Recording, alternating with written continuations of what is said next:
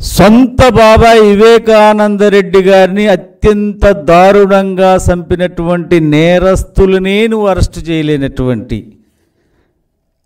అసమర్థ ముఖ్యమంత్రిగా ఈరోజు ప్రజల్లో దోషిగా నిలబడ్డాడు. ఊకిల్డ్ బాబాయ్ అని ప్రజలందరూ అడుగుతున్నారు. నువ్వు చెప్పలేనటువంటి పరిస్థితిలో ఉన్నావు. కారణం ఏమిటంటే కడప ఎంపీకి అడ్డమొస్తున్నాడని చెప్పి ఏదైతే అవినాష్ రెడ్డి స్వయంగా ఇందులో ఉన్నాడని అప్రూవ్డ్గా మారినటువంటి దస్తగిరి సిబిఐ ముందు ఏమి జరిగింది పోసగుట్టినట్టు చెప్పినటువంటి నేపథ్యాన్ని ఆంధ్రప్రదేశ్ ప్రజలు చూశారు. ఎంత దారుణం అంటే నా తండ్రి హత్య చేసినటువంటి హంతకులను తెలపాలి అని తన కూతురు డాక్టర్ సునీతమ్మ న్యాయస్థానం మెట్లు ఎక్కి అలిసిపోయిన ఆ బిడ్డని పట్టుకుని వైసీపీ నాయకులు నిస్సిగ్గుగా ఆమె మీద వ్యక్తిగత దాడి చేస్తారు. వాళ్ళకి ఆస్తి గొడవలు ఉన్నాయంటారు. జగన్ రెడ్డి నీ సొంత చెల్లెలు షర్మిల గారు చెప్పారు, ఇది ఆస్తి తగాదా కాదు, మా చిన్నాన్న ఆస్తులన్నీ కూడా సునీతమ్మ గారి పేరున ఏనాడో రాశారు, ఇది కక్షగట్టి చేసినటువంటి పని అని షర్మిల గారు చెప్పారు. సునీతమ్మ సూటిగా ప్రశ్నించింది జగన్ రెడ్డిని, అన్నయ్య గొడ్డలతో నరికారని చెప్తున్నావు కదా, ఆ గొడ్డలతో నరికిన సంగతి నీకు ఎలాగో తెలుసో చెప్పు అని అడుగుతా ఉంది. అత్యంత దారుణంగా హత్యగావించబడినటువంటి వివేకానంద రెడ్డి గారి ఇంటికి ముందు ఎవరు వెళ్ళారు? వెళ్ళినటువంటి వ్యక్తుల్లో విజయసాయిరెడ్డి ఉన్నాడా లేదా? వైఎస్ భాస్కర్ రెడ్డి ఉన్నాడా లేదా? వైఎస్ అవినాష్ రెడ్డి ఉన్నాడా లేదా? వీళ్ళు బాత్రూంలో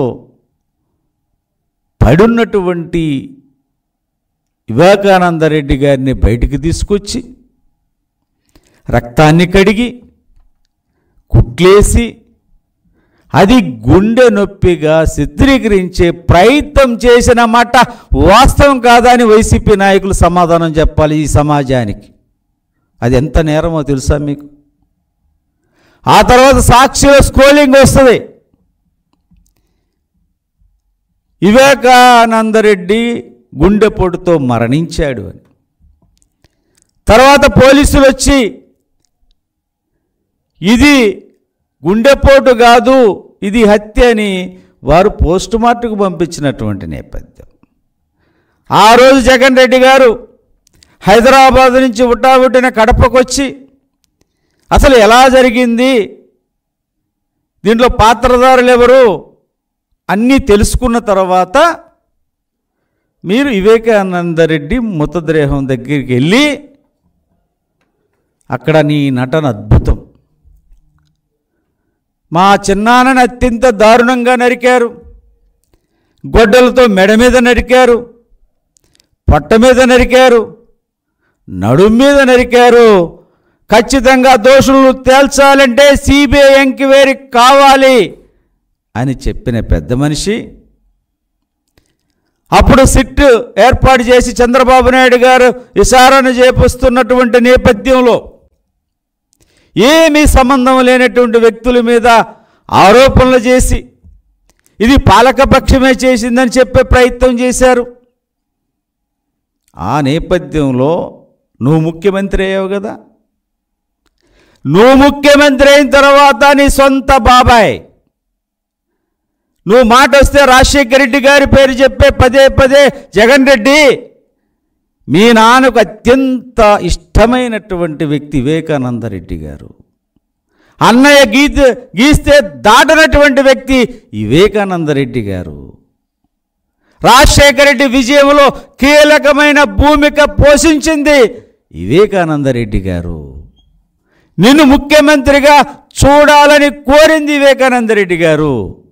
అటువంటి నీ బాబాయిని, మీ కుటుంబం కోసం ప్రాణం ఇచ్చేటువంటి మీ బాబాయ్ ప్రాణాలు తీస్తే, ఆ ప్రాణాలు తీసినటువంటి వ్యక్తులను కాపాడేటువంటి ప్రయత్నం చేయటం అనేది దుర్మార్గమైనటువంటి విషయం. నీ సొంత కుటుంబానికే నువ్వు న్యాయం చేయలేనోడివి, నీ సొంత కుటుంబమే నిన్ను మెచ్చుకునేటువంటి పరిస్థితులు లేనోడివి, ఈ రాష్ట్రాన్ని పాలించే అర్హత నీకు ఒక్క నిమిషం ఉందా అని మేము సూటిగా ప్రశ్నిస్తూ ఉన్నాం.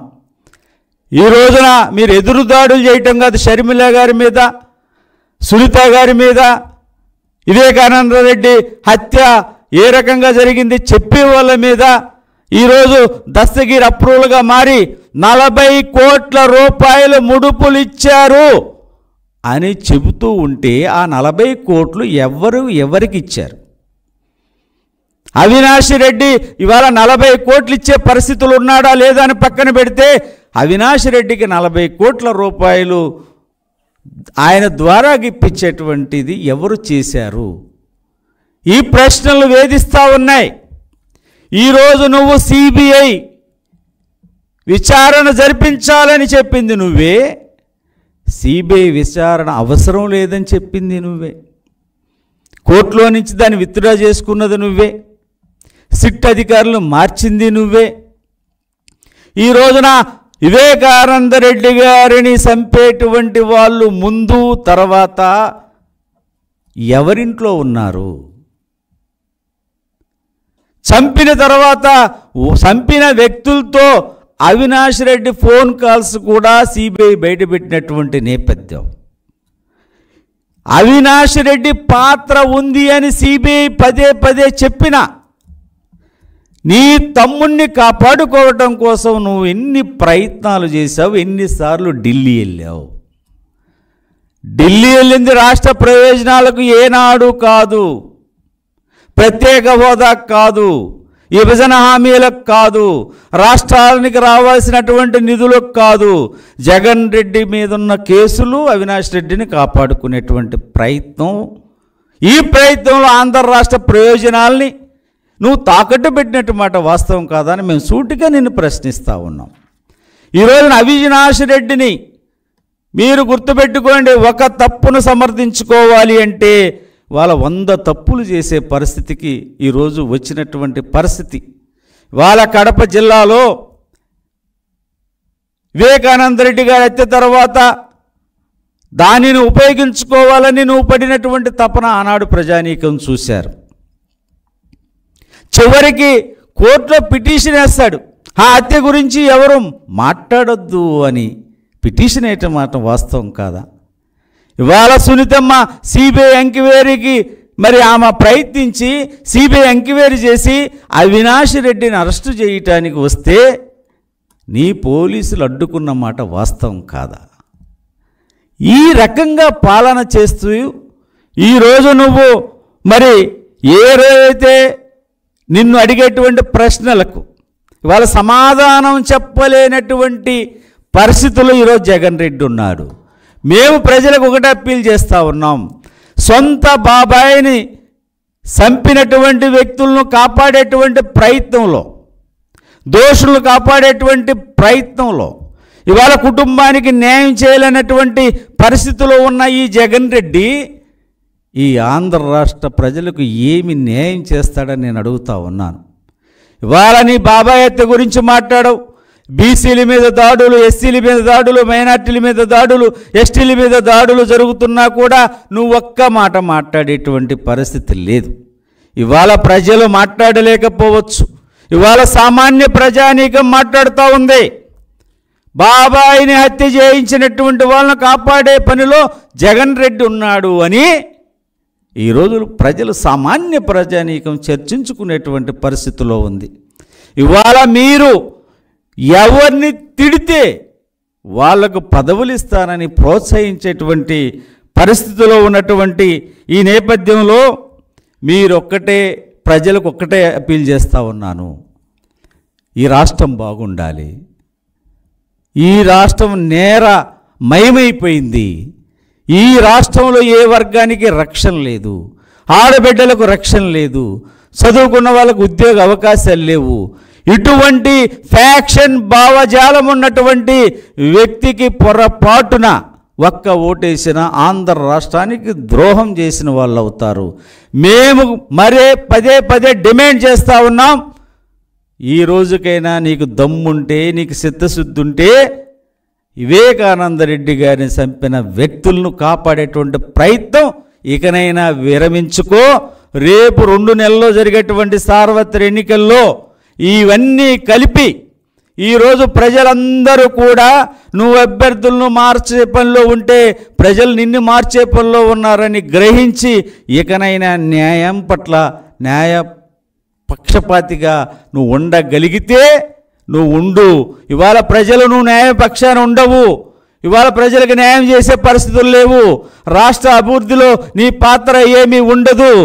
నువ్వు ఎంతవరకు నీ ప్రయోజనాల కోసం, నీ ఖజానా నింపుకోవటం కోసం ఈ ఆంధ్ర రాష్ట్ర సంపద ఒక్క జగన్మోహన్ రెడ్డి కుటుంబానికి తాడేపల్లి ప్యాలెస్కు తప్ప ఏ పేదవాడికి అందటం లేదనేటువంటి ఆలోచనతో ఉన్నటువంటి ప్రజలు నీకు త్వరలో తగిన గుణపాఠం చెప్పబోతా ఉన్నారు. నేనొక నిజం, జరిగే యథార్థాల అగ్ని పర్వతం, జననం మరణం మధ్య జరిగే నాటకానికి నేనే సాక్షిని. సగటు మానవుని గొంతుక నేను. మీ అందరి కోసం ప్రతి గడియ పనిచేస్తూ గళం వినిపించే G9 న్యూస్.